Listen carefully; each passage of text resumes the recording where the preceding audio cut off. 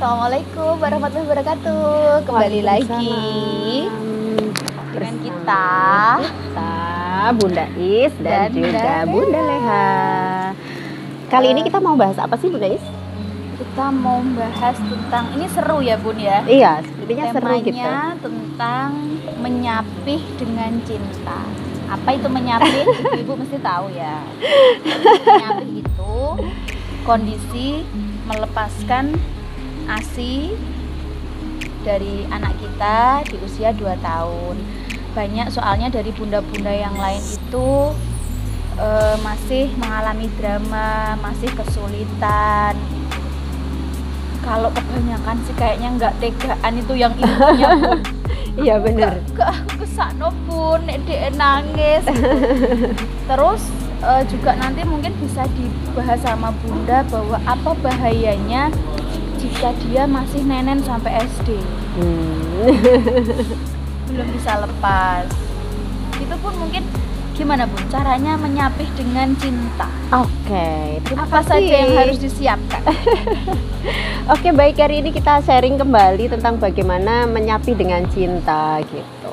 Nah, karena memang seru banget kalau bahasan tentang menyapih dari dulu, dari saya zaman kecil dan sampai hari ini menyapih itu masih menjadi tren ya.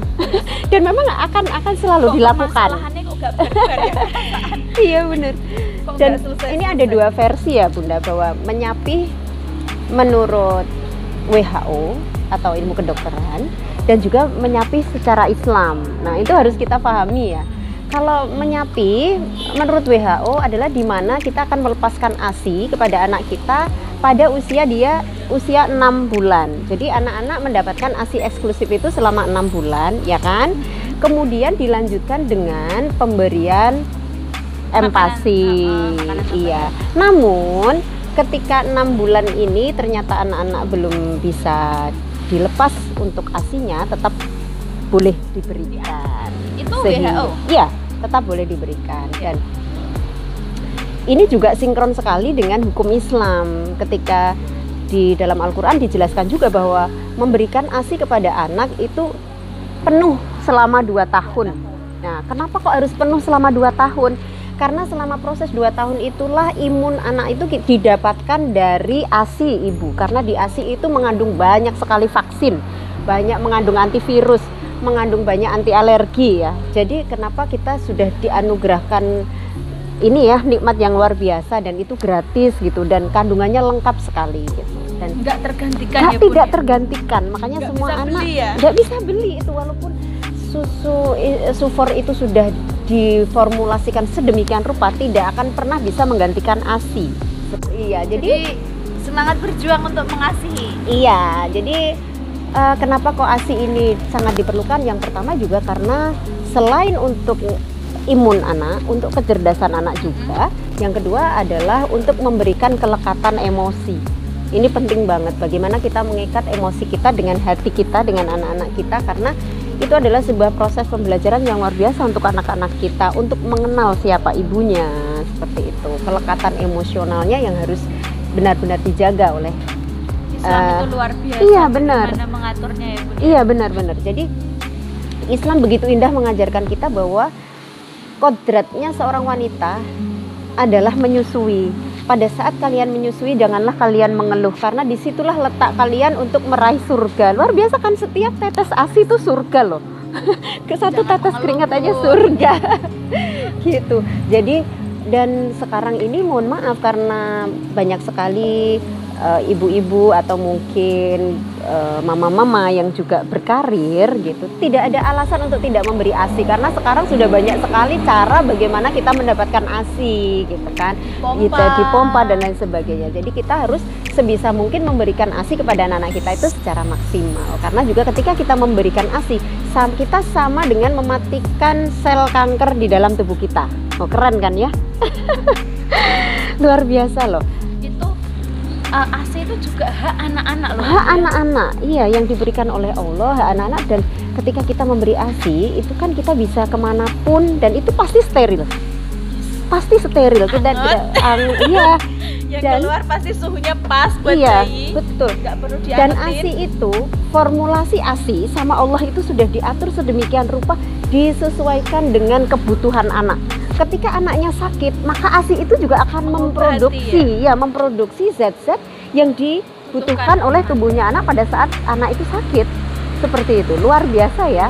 Sehingga kita sebagai kaum ibu, khususnya ibu-ibu yang masih muda, tidak perlu khawatir bahwa nanti bentuk mamanya akan berubah dan lain sebagainya. Tidak perlu khawatir. Yang terpenting adalah bagaimana caranya anak-anak kita mendapatkan haknya dengan baik, dan kita tidak mendolimi haknya anak ya. Yang penting adalah itu. Kemudian saat ini memang masih banyak sekali para bunda, para mama-mama yang masih drama kalau mau menyapih, Bu Is. Nah, ini penting sekali untuk difahami. Menyapih itu kita tidak boleh melukai emosinya anak. Justru pada saat proses menyapih, kita harus menjaga kondisi sosial emosi anak dengan sangat baik. Ikatannya dengan kita harus sangat baik gitu. Nah, pada masyarakat pada umumnya, fenomena yang kita lihat pada saat proses menyapih, ada yang dikasih spedol, ada yang dikasih obat merah, lipstik, biar anaknya takut gitu kan, berdarah sakit gitu. Terus ada lagi dikasih Butrawali biar pahit kayak gitu-gitu. Nah, sebetulnya ada cara menyapih yang lebih elegan ya, lebih memberi kasih gitu kan. Menyapih dengan memberi kasih, memberi cinta itu harus disaringkan kepada masyarakat luas. Bagaimana fase ini adalah fase yang penting buat anak-anak kita, bagaimana dia untuk memahami dirinya, memahami orang tuanya, memahami fase perkembangannya dia sendiri. Seperti itu. Nah, cara menyapih dengan kasih ini adalah jalin komunikasi. Yang pertama itu adalah jalin komunikasi. Kebetulan anak saya masih balita. Dan bagaimana sih prosesnya menyapih ini, menjalin komunikasi? Kita sudah sounding sejak anak kita, terserah kita mau menyondingnya itu sejak kapan. Kalau saya 6 bulan sebelum anak saya sapih, saya sudah mulai sounding bahwa nanti kakak akan mendapatkan ASI dari Mimi selama 2 tahun, seperti itu. Nah, ini sudah hampir 2 tahun. Jadi kakak nanti kalau sudah 2 tahun minumnya akan diganti, gitu. Bukan kamu nggak minum ini lagi. Iya, bukannya nggak boleh. Dan juga kita komunikasikan dengan baik untuk disoundingkan dengan anak. Nanti insya Allah pada masanya ketika fase 2 tahun kita akan sampaikan, sekarang sudah 2 tahun, anaknya bunda hebat, berarti sudah bisa minum di gelas, minumnya ini dulu, kayak gitu. Dan juga kita bisa juga untuk berkompromi dengan anak-anak, misalnya mengurangi frekuensi ASI.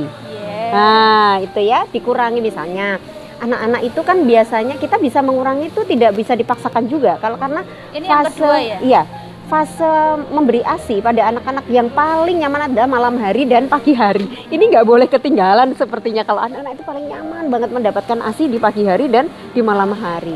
Tetapi kita bisa mengubah frekuensi pemberian ASI itu di siang hari. Nah, itu mulai sudah dikurangi kayak gitu. Kemudian kalau anak-anak kita sudah mulai konsisten, kita nggak usah menggoda-goda lagi. Dek mau nggak nenen gitu misalnya. Tapi nanti ketika anak kita mau nenen, kamu kan sudah disapi, anaknya jadi bingung dong. Kan kita yang tidak konsisten gitu untuk memberikan pernyataan-pernyataan itu, akhirnya anak-anak bingung gitu. Sebetulnya aku ini disapi untuk apa? Tapi aku masih dikasih, ditawarin lagi gitu kan. Padahal kita ingin bahwa anak-anak kita itu paham gitu bahwa dia harus memang melepas ASInya seperti itu. Kemudian ada lagi, selain frekuensi secara perlahan harus dikurangi, kita juga perlu paham bahwa alihkan perhatian si kecil. Kalau aku dulu nih, mengalihkan perhatiannya ini kalau mau tidur mesti tak bacain buku. Jadi emang kalau dia biasanya tidur itu kan mesti Mimi ASI. Aku selalu bercerita misalkan pakai boneka. Betul. Atau pakai, sampai dia ngantuk terus tinggal tak gini-giniin, udah dia tidur. Iya, alihkan perhatiannya. Jadi cara cara untuk menidurkan si kecil kan nggak harus pakai ASI gitu. Bisa kita bercerita, bisa kita berdiskusi, bisa kita apapun, pijet. Nah, seperti itu. Jadi harus dialihkan, tidak melulu bahwa ayo dikeloni nanti. Kalau dikeloni aja, dipuk-puk aja, pasti anak inginnya ini ya, minum ASI. Tapi kalau kita sudah mengalihkan, ayo kita tidur yuk, oh hari ini Bunda punya cerita seru loh, gini-gini. Dan kita tidak lupa memberikan apresiasi untuk anak-anak kita yang memang sudah berhasil untuk diajak kerjasama gitu kan. Kemudian di masa menyusui ini memang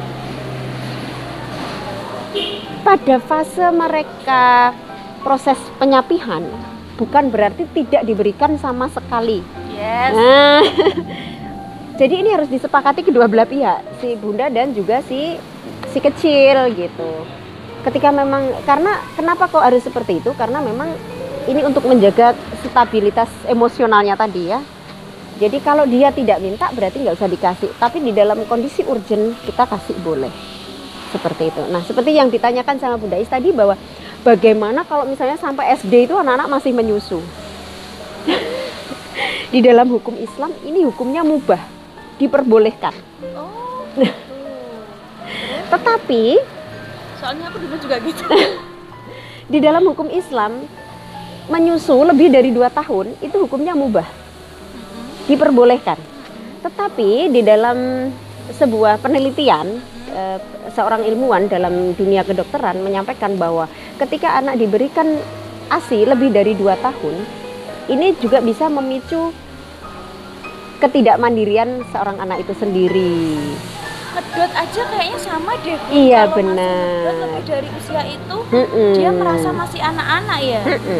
Jadi memang menyapi sendiri itu sebetulnya adalah kesepakatan kedua belah pihak, kapan dia mau benar-benar lepas gitu. Berikan pilihan, berikan dia untuk menentukan pilihannya sendiri sebetulnya itu. Tapi kita sebagai orang tua kan tetap harus mendorong, memotivasi bagaimana supaya tetap dia tahu bahwa oh sekarang saat ini aku sudah tidak boleh. Yang kedua, selain dia nanti tidak mandiri, yang kedua itu akan anak-anak akan menjadi sangat sensi.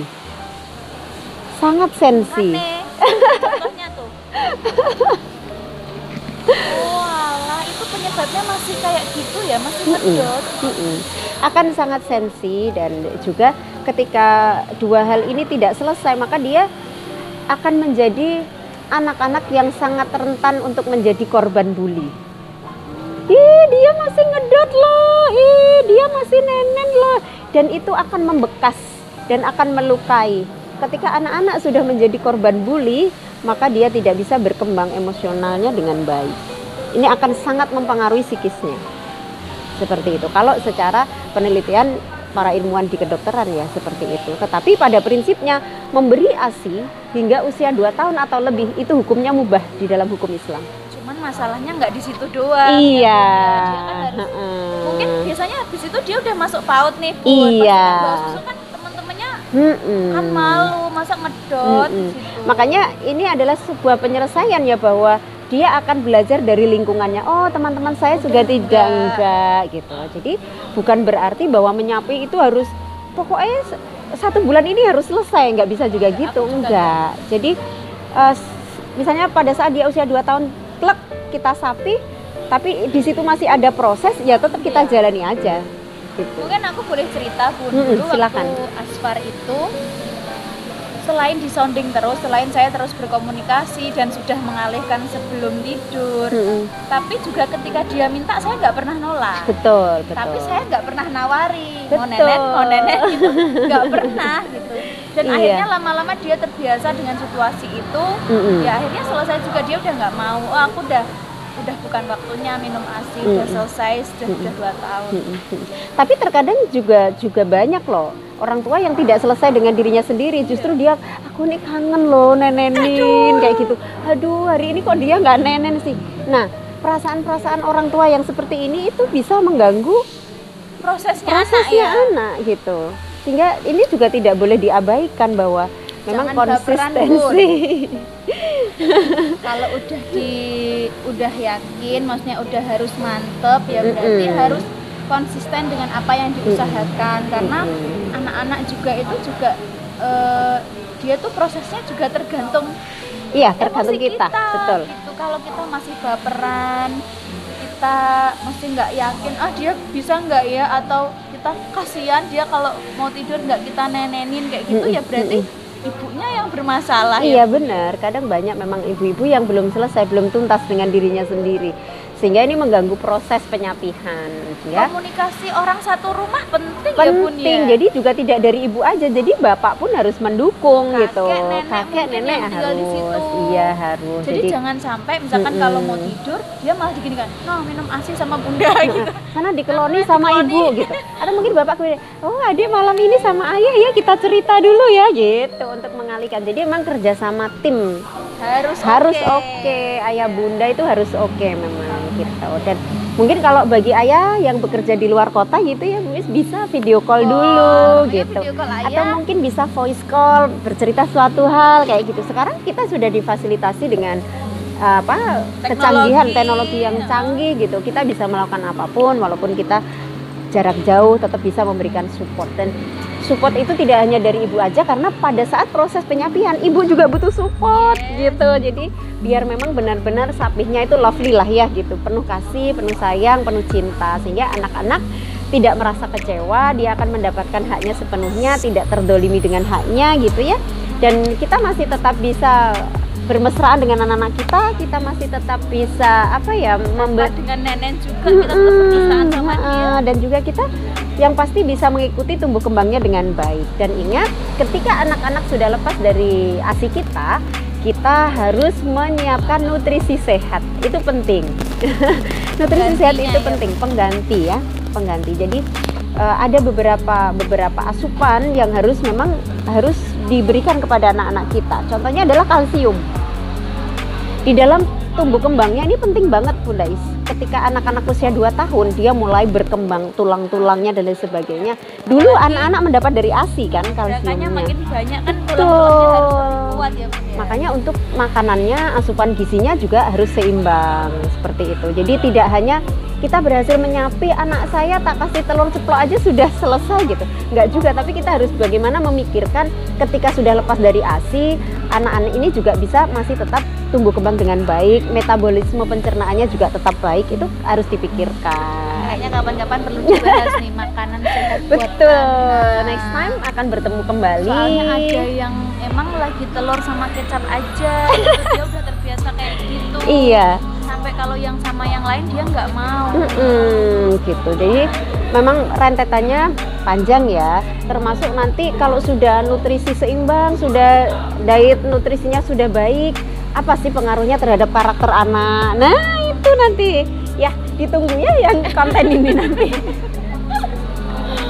Kita akan bahas, atau next time mungkin kita bisa kopdar, terus kita bisa bikin acara cooking gitu ya. Cooking happy. Nah, itu seru banget. Terima kasih, itu saja dari Bunda Leha, semoga bermanfaat. Saya kembalikan ke Bunda Is. Oke, terima kasih Bunda, ilmunya Masya Allah. Jangan bosen ya buat terus belajar, karena selama kita masih diberikan Allah kesempatan jadi orang tua, itu saatnya buat terus belajar setiap hari dengan anak-anak kita. Semoga perbincangan kita hari ini bermanfaat. Amin. Semoga kita bisa bertemu kembali dalam keadaan yang sehat, iman yang baik. Amin. Bahagia tentunya, terus Amin. jadi ibu yang bahagia ya. Iya. Terima kasih. Bahagia Yuk, itu kita wajib tutup. ya. Iya. Oke. Baik, kita tutup. Ihdinas siratal mustaqim. Wassalamualaikum warahmatullahi wabarakatuh.